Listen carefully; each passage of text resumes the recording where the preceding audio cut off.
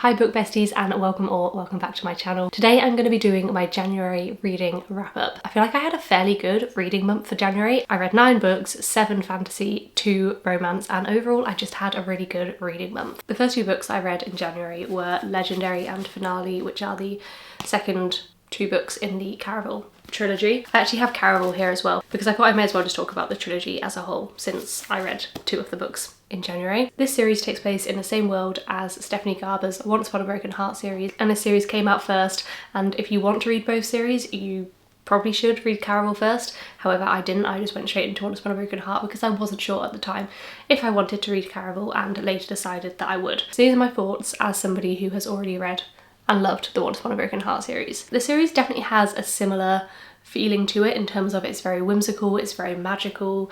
They are both YA series and they both have romance in them, but I would not say the romance is the main focus. They're definitely not romantasy books. They're more like fantasy, magical books with romance in them. I do feel like this series was darker on the whole than Once Upon a Broken Heart. I'm not sure why that is, but it was just giving me kind of dark, creepy vibes. This series follows 2 sisters, Donatella and Scarlett, and basically it follows them as they find themselves wrapped up in the game of Caraval. The first book is Scarlett's book. It follows her journey, and it follows her game of Caraval. The second book is Donatella's book, and this follows her game of Caraval.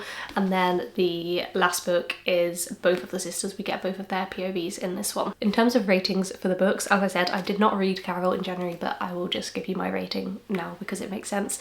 I gave this one 3.5 stars. I liked it, but I didn't love it, and I did find myself just like a little bit confused during some of the games because I didn't know what was real and not real, and I think that's on purpose because our characters are struggling to differentiate between what's real and not real, but I didn't really like that confusion. I don't know, it just didn't fully work for me, but overall I did like it. I quite liked the romance in it. It wasn't my favourite, but overall I found the book fast-paced enough and the characters interesting enough that I did enjoy it. The second book, I feel like this is lots of people's favourite. This is actually my least favourite in the series, and I don't know why.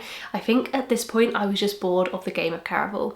The game of Caraval just did not hit for me. I love a fantasy game setting, but Caraval, that just wasn't it for me. I didn't really like it. It felt weird because it was kind of like, it felt like the stakes were high, but they actually weren't high. I don't know, I just didn't love it. I did, however, like the romance in this, kind of. The romance is a little bit weird in this one. I can't really say anything to give any spoilers, but I did like it. And I liked the new characters that we were focusing on. I gave it 3 stars, but it was my least favourite because I just was bored of the world of Caraval at this point. However, I then went into Finale and I loved this one. I gave it 4.5 stars. I just found that the way that the storyline went was so much more interesting in this book. I loved it. The romance, I ate up the romance. I loved it so much. I feel like this was a really good finale to the trilogy of Caraval, and I feel like I'm often really disappointed by the last book in trilogies, and this one was just perfect. I loved it, and it was definitely, yeah, my favourite book in the series. Okay, so next I went on to read Zodiac Academy book 8, which is Sorrow and Starlight, and I actually also read Zodiac Academy book 9. That was actually the last book that I read, but I'm going to include them together because it just makes sense.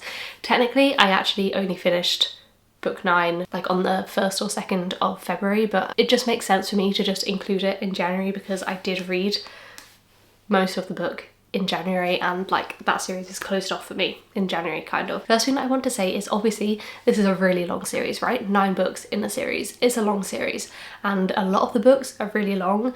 These 2 books were ridiculously long. I think Sorrow and Starlight was 1,242 pages and Restless Stars book 9 was 1,153 pages. So it was just a lot to get through. Okay, they both took me a fair while to read. Bear in mind that at this point I have read the first 7 books in the series. Okay, I am like cemented in the world. I love the characters that we're following and I love the world that we're in.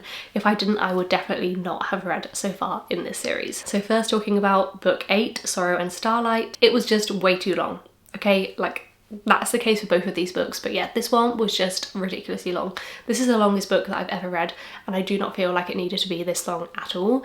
It also felt really dark. That's kind of to be expected because of where we left off at the end of book 7. I just got a little bit bored of the darkness. I don't know. That feels kind of harsh because at the same time I wouldn't like it if everything was just suddenly resolved really quickly after how hopeless we felt at the end of book 7.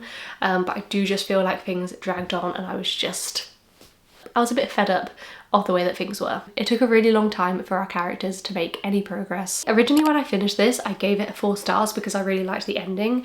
However, I think on reflection, it's more of a 3 star. A solid 3 star is actually where it's at, I think, for me. It's definitely one of my least favourites, if not my least favourite in the whole series, but I just can't rate it lowly because like I just love these characters.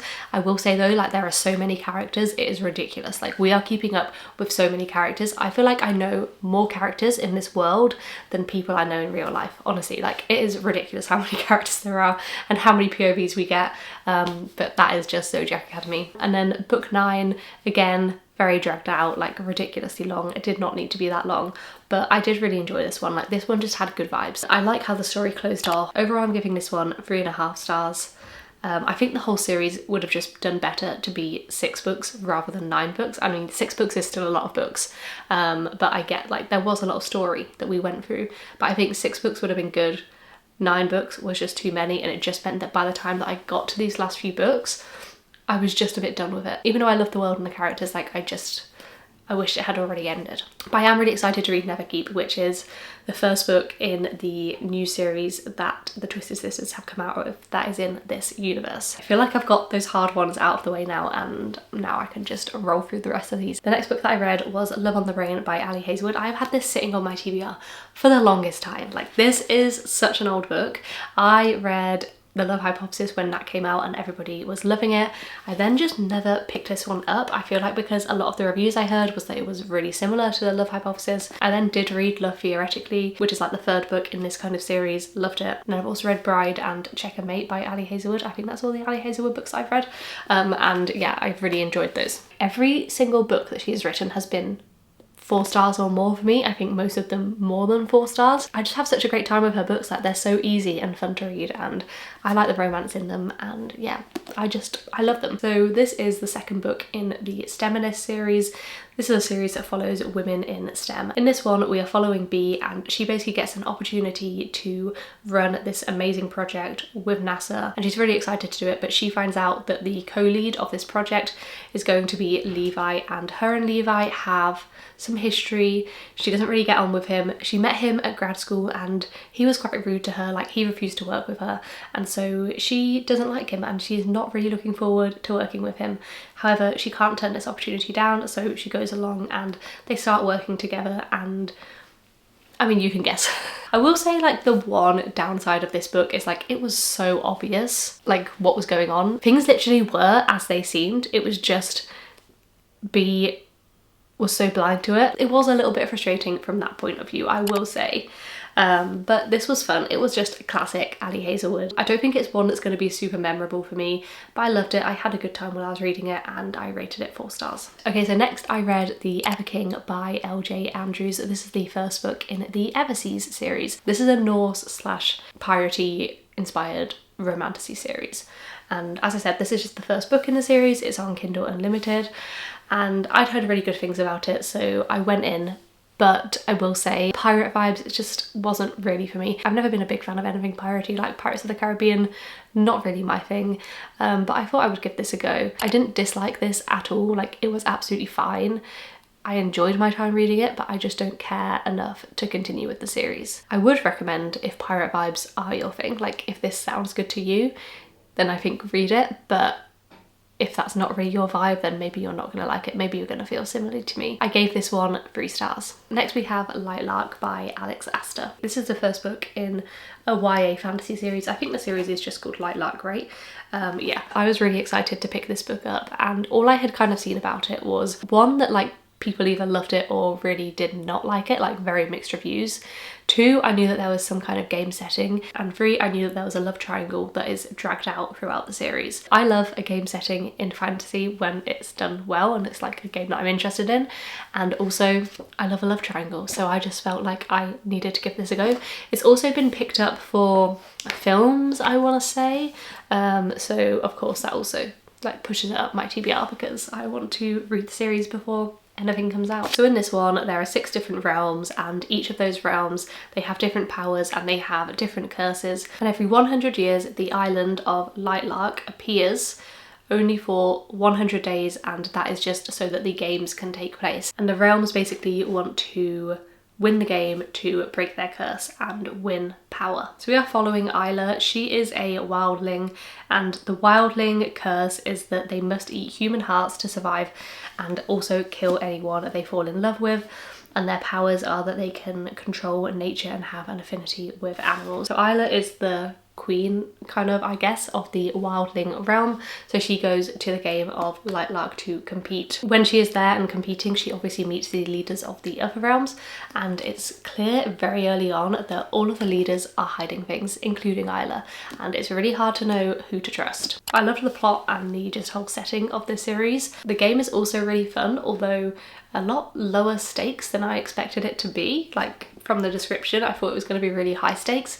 It, for some reason, doesn't really feel high stakes. The love triangle in this was really interesting to me, and I also appreciate that it's really not obvious who she should be with. Like, that makes a love triangle good, in my opinion. Like, it's not that much fun if we all know who the right person is at the end of the day. There were twists in this that were really good. I loved not knowing who to trust. That made it so interesting. And also this was really easy to read and understand, probably because it's a YA book, but I just had a great time with it. I absolutely loved it. I'm so excited to continue with the series. When I finished this book, I initially settled on 4.5 stars because I thought I really loved it, but it wasn't perfect. But honestly, I have now bumped that up to a 5-star because I can't stop thinking about this, and I'm so excited to continue with this series. Not sure if the whole series will be 5 stars for me, but this was a great first book, and if you haven't read it, I certainly recommend. I know that it gets lots of mixed reviews, but I really liked it, and I think a lot of people would. We have back-to-back 5 stars because this was also 5 stars. This book was absolutely perfect. Like, I literally just can't stop smiling when I think about this book. It was so good. And also this is a book that I can see myself rereading, which does not happen very often. Like, there are not many books that I'm that interested in rereading, especially kind of just a standalone romance book. But this one, I just loved it. It was so good. So in this one we are following Nora. She is a screenwriter, and one of her scripts gets picked up to be quite a big film, and part of the film is going to be filmed at this like tea house that is kind of an outhouse to Nora's house. So she has all of the crew, all of the actors turn up and film there for a few days, and that is where she meets Leo, and Leo is the like main actor in this film. He is a bit of a heartthrob. He's a little bit strange actually, but he basically ends up asking if he can stay there for another week after the filming's wrapped. She begrudgingly agrees because he is going to pay her, and that's what he does. He stays there, gets to know her children. So she is recently divorced, she has a couple of children. He starts to experience normal everyday things that he just like had not been experiencing, and they both just like bring out a really nice side to each other. I just found this the perfect romance. It felt like it had a lot of depth to it, but without that being like in your face. Like, it didn't feel like it was trying to be deep, it just kind of was. The characters were mature and likable and relatable. It was less than 300 pages. There were just no wasted words in it. Like, every word was important and added something to the story. I just love this, guys. It was perfect, and I love Leo. If you haven't read this, please do. Like, it's so good. And then the last book to talk about, of course, is Onyx Storm by Rebecca Yarros. This obviously is the 3rd book in the Empyrean series, which is the 4th Wing series. In case you've been living under a rock and have not seen everybody talking about this book recently, because I have never seen anything like it. I have never seen the hype around a book release as I did with this. Like, the week that this book came out, it was all that I saw. All that I saw, and I have just never seen that before. Not even just on my book socials, like on my personal Instagram account, like people that I didn't even know read were posting about this book. Celebrities and influencers who have nothing to do with reading and have never said anything about reading before, they were posting this book. Like, I just can't believe how successful this series has been, and I loved 4th Wing. I gave it 5 stars. Iron Flame, I think I gave 3 stars, and this one I'm giving 4 stars. So it's definitely not like my favourite series ever, but I'm actually just so happy that it's had the success that it has, because I hope that it just like brings more people into the bookish world, and specifically romantasy. Now obviously this is a really popular series, so I really don't want to say too much in case people are reading this series.